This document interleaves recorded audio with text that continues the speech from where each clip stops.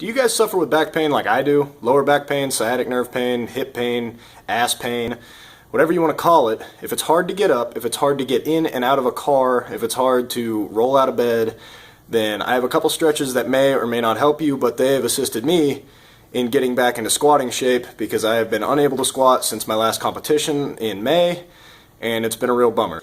Find a chair without arms. Now the first thing you're going to do is whichever side that you're feeling the most pain on, you should do it for both sides, but I always start with the side that hurts the most because it's probably going to take the longest. What you're going to do is you're going to bring that leg up and cross it over to your other knee. Make sure you're flexing your foot upwards, as in pointing your toes up. Flex your foot, grab onto your ankle, and I just kind of rest this other arm on my knee, and then you're going to try to pull everything up, and you're going to try to arch your back and try to sit as tall as you can. See how I'm trying to extend my back and arch it? Another thing you can do is adjust this bottom foot and point your toe up if you would like to make the stretch more difficult. I'm not all that flexible, so this is just fine. The next variation of this stretch is you're going to do the same thing, but then what I do is I cross my elbow down right here and just kind of get in a comfortable position where I can kind of pull myself, but not too much. And I just start to pull myself down a little bit. You're going to feel that stretch really hard back here. For me, in the IT band, the ass, and the hip and hamstring area. Everything's real tight for me. So, and then I just kind of try to lean myself down, breathe real normal, and just relax here for about a minute. I tend to count, if I'm really in pain, I tend to count for about 30 breaths. I don't know what that equates to in time, but 30 breaths works for me.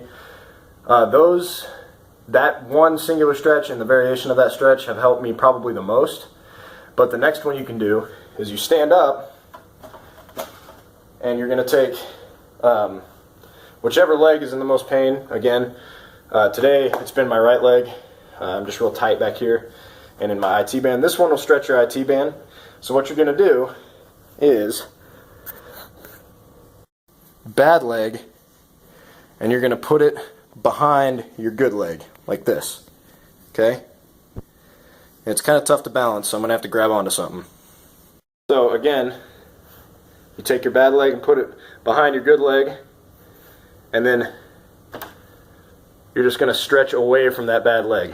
You're just going to kind of lean down at a bit of an angle and stretch away from that bad leg. And that'll pull that IT band tight, and it'll kind of stretch your hamstrings, your outer hamstrings a little bit, and your ass. And it's also just a good way to stretch out your back. You can even stretch your lat a little bit if you reach your arm out. And it kind of gets everything in line here, and it feels great. If you're really in pain, it's not going to feel great. If you're really in pain, none of these are going to feel great, but I promise they're not going to hurt you.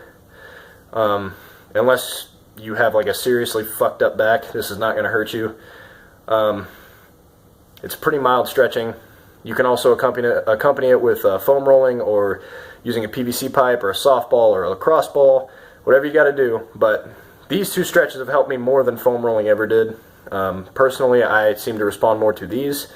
So try them, tell me if you like them. If you don't, whatever. But they work for me. So have a good day, stay strong. Yeah.